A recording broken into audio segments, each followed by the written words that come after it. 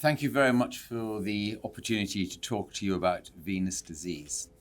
Now, the reason that venous disease is important is it is the commonest reason that people get leg ulcers in the lower limb. For those of you who don't know much about the circulation, arteries take blood to the legs and veins take the blood back up to the heart. Now, if I was to look around the audience here, around about 30% of you will have some form of varicose veins.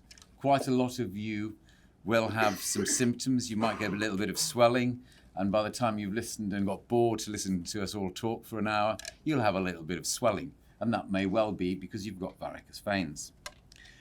But the key things that veins can cause are the symptoms of aching, itching, some eczema, but you can get veins that bleed. But the main problem is you can get leg ulceration.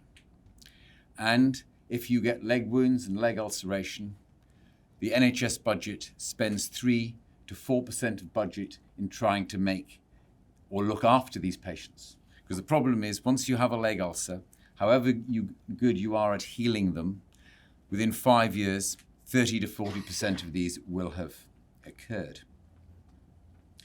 Now, we obviously have patients who don't get to the leg ulcer stage, but have symptomatic veins.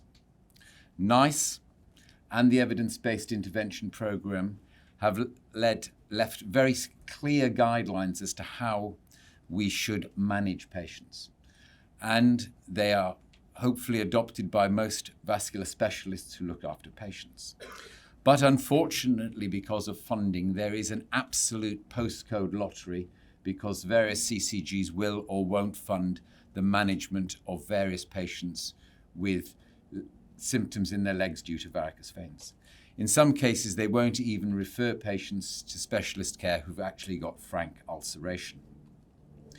Now, just to give you some idea of how well we do compared to other nations, if we compare to our German colleagues with respect to intervention on varicose veins, we do about 600 per 100,000, they do 2,000. The Portuguese do about 1,200, and the Americans do about 3,600. So you can see how poorly we do with offering interventions to patients with varicose veins. And some of you might say, well, oh, you're just talking about some leg ulcers in elderly patients. Does it really matter? They're a silent peak group who won't come. But I'll tell you some other very interesting economic data that we've got from quite large databases within the NHS. That if you have chronic venous disease, you're 4 times more likely to attend A&E for non-venous causes, and your healthcare budget costs per year are going to be 4 times greater.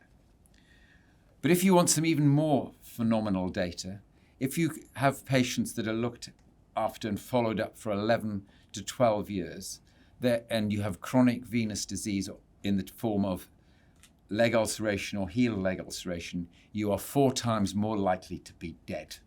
So this is a marker of patients who undoubtedly have more severe disease of other causes. We have to accept that as a healthcare profession, we actually are probably fairly poor at educating people at all levels to actually gain access to appropriate care. And the answer is most patients benefit from very simple care, be it the administration of hosiery, outpatients treatments for varicose veins. And what is also important is that actually the treatment of varicose veins has actually been shown to be a more cost benefit and benefit to patients than having their gallbladder out or even treating chronic angina. So I'm just going to leave you with the statement that actually, if you do not take venous disease seriously, you do it at your peril. It's common, and it is costing the healthcare budget in this UK somewhere between 3 to 4%. And we are certainly doing far worse than our European and American colleagues in offering treatment to this cohort of patients. Thank you very much.